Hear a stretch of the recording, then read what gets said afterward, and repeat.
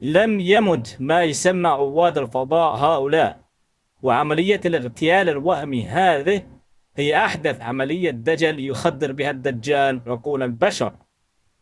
بعد هذه المقدمة سوف تشاهد بالدليل القاطع أن أولئك الذين يسمونهم رواد فضاء الذين ماتوا في انفجار مركبتهم عام 1406 قبل 41 عاما ما زالوا أحياء.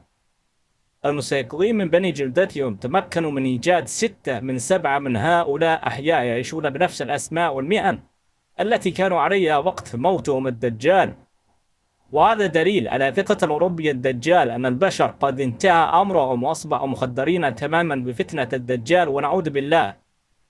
بل أن أحد رواد الفضاء الموتى هؤلاء كان يسخر بوقاحة من البشر المخدرين بفتنة الدجال، بأن يضع في موقعه رسما لبقرة تطير بمركبة وترسم نفس خطوط الدخان التي رسمتها المركبة التي انفجرت، حتى اكتشف موقعه المستيقظين من بني جلدته فأزال هذا الرسم من موقعه. لا بد من التنبيه أنه ليس ضروريا أن سبب عملية الدجل هذه هو لتبرير عدم القيام برحلات فضائية مهولة كما يقول الفيديو، بل قد يكون سببا آخر لا نعرفه، أو لمجرد أن يتدرب الأوروبي الدجال على هذه العمليات ويعود الناس عليها قبل 41 عاما حتى يكون الناس مستعدين لآلاف عمليات الدجل التي حصلت منذ ذلك الحين إلى الآن، ومنها عملية دجل الاغتيال السينمائية المفضوحة التي ظهرت على وسائل إعلام الدجال قبل عدة أيام، والقادم أعظم وأكبر. هذه العملية هي واحدة من عمليات الدجل الكثيرة الهائلة التي يقوم بها الأوروبي الدجال، ومنها دجل صعوده إلى القمر وتدمير أبراجه في مدينته التي يسميها نيويورك التي تم كشفهما بالدليل القاطع في مواد كثيرة بالشبكة لمن يريد معرفة الحق. الأوروبي الدجال يصنع الدجل والأكاذيب والخداع العظيم منذ أكثر من 150 سنة. هذا الدجل والأكاذيب والخداع يصبح حقيقة في حياة جميع البشر ومنهم المسلمين العصاة، وهذا يبين أن الأوروبي الدجال هو مخلوق شرير يستمد قدراته الشريرة من قوة شريرة غير آدمية يتعامل معها. وعندما نرجع إلى القرآن العظيم والسنة النبوية نبحث فيهما لا نجد غير المسيح الدجال. نحن الآن في ذروة فتنة الدجال وأحداثها الخادعة المدمرة. إذا أردت النجاة في دينك ودنياك لا تصدق أي شيء خارج القرآن العظيم والسنة النبوية حتى يثبت لك بالدليل القاطع صحته.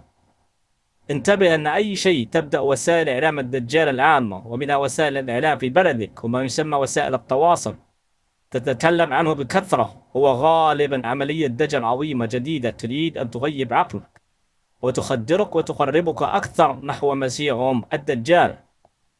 عمليات الدجل العظيمة التي يقوم بها الأوروبي الدجال وأعوانه من جميع الأجناس ومنهم أعوانه من بني جلدتنا قد يكون لها هدف معين، مثل عملية دجل الفيروس التي كان لها هدف تعويد البشر على العبودية والطاعة وتجهيزهم لحكومة الذكاء الاصطناعي وربطهم بالآلة وأيضا حقنهم بالحقنات.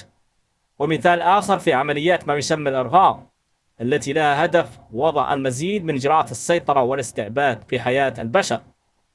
ولكن قد لا يكون لعملية الدجل أهدافا محددة، مثل أن تكون اختبار درجة تخدير البشر بفتنة الدجال وتعويدهم عليها، أو لمجرد أن يتسلى ويتلذذ الأوروبي الخبيث المجرم الدجال وهو يرى كيف ينخدع الناس جماعيا بعملية الدجل التي يقوم بها، لأن هذا المخلوق بطبع لا يعيش بدون عمل الخداع والكذب والدجل والتدجيل وسفك الدماء والتدمير والتخريب والفساد في الأرض.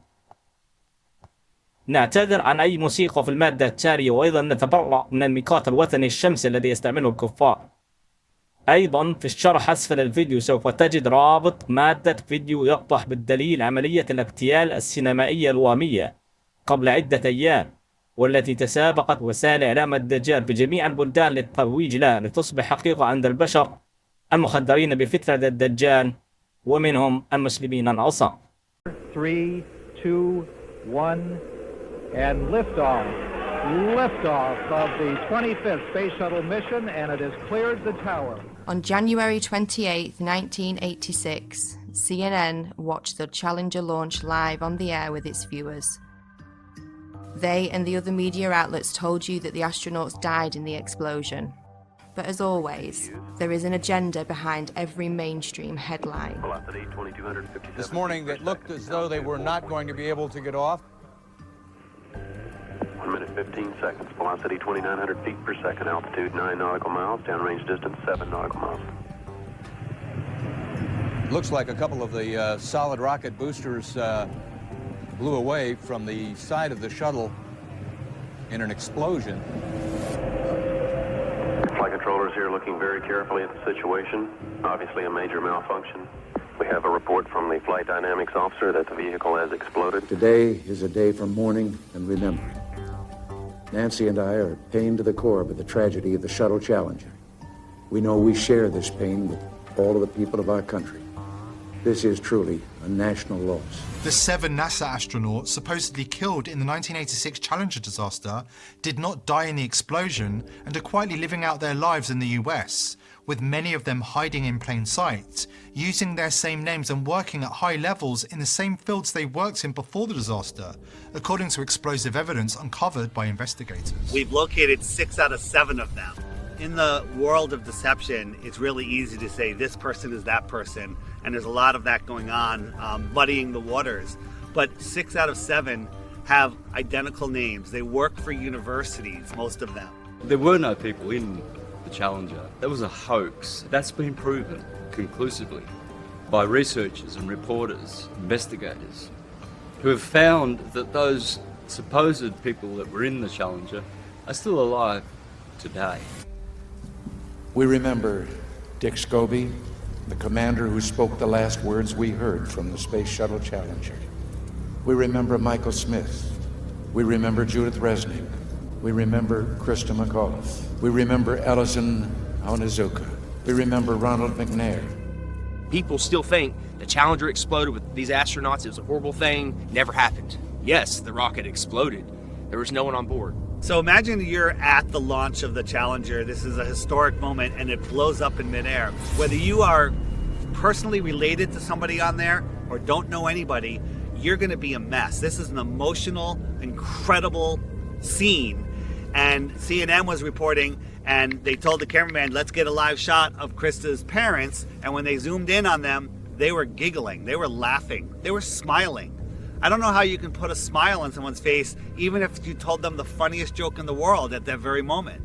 Just look at their face. Is that the face of somebody whose daughter just blew up in the most horrific, violent accident ever? Or is that somebody playing a role, not knowing that they're on camera and thinking about the money that they may have gotten? You can hide somebody that's allegedly dead right in plain sight. All you have to do is move them a little farther away, give them a different job, claim that they're somebody else. You don't even need to change their name. So statistically speaking, the odds that almost everyone on the Challenger have exact lookalikes with exact names still existing is kind of laughable, honestly. Exact doppelgangers existing in the world with the same names, and when confronted, they get very nervous and their stories begin to conflict and they have the same mannerisms. You know, it doesn't take a lot to put it together, honestly. Let's start with former NASA astronaut Michael J. Smith, with the same name as this retired professor from the University of Wisconsin-Madison. Are you Michael Smith? Yeah. Professor at university? Retired. Retired? Yeah. Yeah. Yeah, I just stopped by because there's this room. Are you aware of that? There's a rumor on the internet. It's not me. That people are saying. Yeah, it's not me, obviously. I mean, anybody that looks at my background, looks where I was born, it's not me. I mean, it's interesting that the Michael J. Smith that was the astronaut looks something like me when we were younger, but really not if you really look at facial recognition. You never been a pilot, never been in the military? Nothing like that. Huh. No. Okay. Yeah. That's all. And I don't respond to the emails I get. I get probably an email, maybe 2 a month. Really? Yeah, and I got one guy that's been really hounding me, and I turned it over to the FBI. Okay. Yeah, you just sure look alike. It's the same name. I know the facial thing, but that's what we looked like, what, 40 years ago? Mm-hmm. Yeah. Okay. Yeah. Well, thank you. Yeah. Okay. Michael J. Smith, identical looks, dimples the same, teeth the same. There's really no denying it. And before he could finish the question, Michael denied it. Oh, that's not me, you know, and laughed it off. What's he gonna say? Oh, you got me? Not gonna happen. The driveway footage of Michael J. Smith, that's real. I mean, that can't be a deep fake, you know, so at some point you gotta stop trusting liars. We don't hide our space program. We don't keep secrets and cover things up. We do it all up front and in public. Next is former NASA astronaut Judith Resnick with an exact doppelganger working at Yale University. 37 years have passed and she hasn't even changed her name. Side by side, there's no denying it. When she's approached, she has a very odd way of not responding. Hey, Judy? Judy. How you doing? I'm from the press. I just had a quick question, if you don't mind. What press? I'm from a radio station in San Bernardino. I know there's a conspiracy about the space shuttle. No, I want to be polite. Friendly, just a question. So there's a lot of rumors about you being on that space shuttle. Obviously, you know, if you want to comment, we would really appreciate it. Kind of odd that Judith is in full panic mode when realizing the press is in her presence. She's no stranger to being in the spotlight. She even made her way into Hollywood for a quick cameo. If the choice is to allow Americans to be taken as hostages or to be executed, I'll bring my own rope. Saddam backed down, and Ambassador Wilson helped thousands get safely home. When he himself came home to the United States, he was warmly greeted by our president, who took him to the Oval Office and introduced him to the War Cabinet as an American hero. Commander Dick Scobie had a company called Cows and Trees, and when you went to his website, there was an animation of a cow taking off like a rocket with a smoke stream coming out of its backside, doing a twisty curl in the air that looked remarkably just like what we saw with the Challenger. And after we started making videos on that and it started going viral, that website disappeared, never to be seen again. And nobody could have predicted back in 1986 that in 30 some odd years from then that there would be something called the internet that would bring all this information to the tip of your fingers, and you'd be able to search through pictures, Facebooks, websites, profiles. Now these people are scared. They're hiding their profiles, they're deleting their websites, they're making their Facebooks private. Onizuka and McNair are always together. They're hanging out at NASA and always talking about themselves. Ellison Onizuka, if you look at clips of him back in 1986 when this happened, he actually spoke like, every other word was, Let me say that it's really a pleasure to be back. If you look at clips of his brother, Claude, now speaking, it's the same exact thing. Every other word is, But Ellison's dream is continued to be carried on. I think we got some... we're very fortunate that I think we're ready to go fly. Thanks for being out here today. His brother just so happens to be the spokesperson for the Challenger tragedy. Why aren't there any pictures of his brother back when this happened? Why didn't his brother speak at the funeral? Use your head. Former Governor Ariyoshi, who has a story about a picture that survived the Challenger disaster. Ellison Onizuka came to see me one day and he wanted a family photo. And he wanted to take it up on a Challenger and he's going to bring it back, inscribe it, and autograph it. But that Challenger accident happened and I felt very sorry to lose Ellison. But I didn't even think about the photo. I thought everything else must have been destroyed completely. About 2 months later, Lorna Onizuka called me and told me that they found in the water, NASA found the personal preference kit of Ellison Onizuka. And she said there were two things in there. One was a monk's prayer, and the other was his family portrait. So I told her, oh, then it must be in terrible condition because the astronauts, the big bang up and the ocean in the water for 2 months. She told me, no, it's in perfect condition. And she said, I'm going to bring the picture over to you and present it to you. And then in the meantime, NASA got the picture and they put this together for us. Ronald McNair conveniently has a twin brother named Carl McNair who looks exactly like him and is at a lot of the events now, but was nowhere to be found when the explosion happened. Krista McAuliffe was a fairly new teacher, just 3 years at that school. To get her story planted, all of these people, the parents, the astronauts, everyone involved that you saw, are crisis actors. Hesse was at the Cape in the stands to see Tuesday's launch, a sight that she says still haunts her. Why didn't I leave too? But I thought, no, I want to stay and see it. And as she read Mike's invitation for the launch, Ms. Hesse said that she doesn't know if she'll be emotionally ready for a service like that in his hometown. Since I won't be able to see you all in person, let me say thanks for coming and have a great time. And I hope you see a good show. George Bush Sr. hand-selected the teacher, Krista McAuliffe. What are the odds that 30 years later, there is a professor at Syracuse University with the name Sharon McAuliffe? I still can't believe that I'm going to actually be going into that shuttle. It just really doesn't seem possible. Krista McAuliffe was asked if she had any fears about her space shuttle flight. People really feel that space travel is safe now. It's not that earlier feeling that, oh, it's going to blow up or something's going to happen. Right at this point, I feel that I'll be okay if I go up. Well, where's Jarvis? How come you haven't located him? And the answer is, he could have died of natural causes, a heart attack, a car accident, 3, 4, 5 years later, and it would never be reported. The reason they did it was a psychological operation to justify not doing manned space flights anymore and to pull on your heartstrings with an emotional cover. So if you dare question it, then you're immoral. And then when you look into it, you find out, of course, that you have all these people still existing in the world. So basically a government version of witness protection for NASA. Our nation held a vigil by our television sets. In one cruel moment, our exhilaration turned to horror.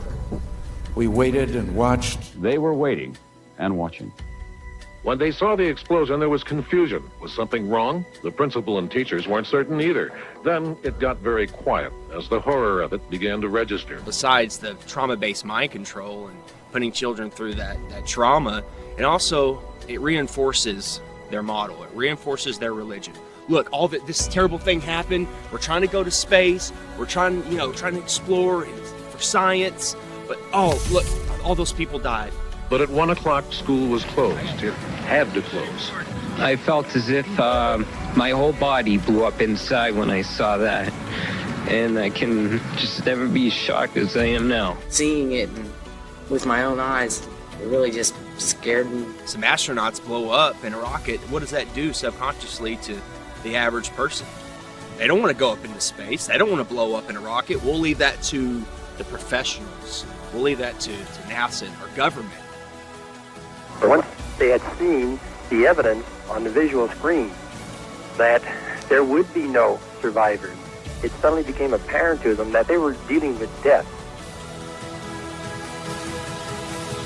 The government had incentivized the different public schools to play the Challenger in their classrooms. So they rolled their TV sets out, they had all the children sit down and get ready to watch it, and 20% of the American public watched the Challenger event happen live. And within 1 hour, 80% of Americans had seen the Challenger tragedy happen. So just like with 9/11, they have everyone see this traumatic event, and then we're all in unison that we're traumatized. When it blew up, it was a form of trauma-based mind control that some people will never grow out of, and then the emotions kick in and you're unable to think logically about what's going on. Of course this was planned. They made every school show this event live. They wanted these kids to grow up defending this tragedy. Think about how many field trips come here, unfortunately. And they go in and watch that Heroes and Legends thing, and they come out thinking that this is the greatest possible hero that they could ever be. And that's just, they're actors.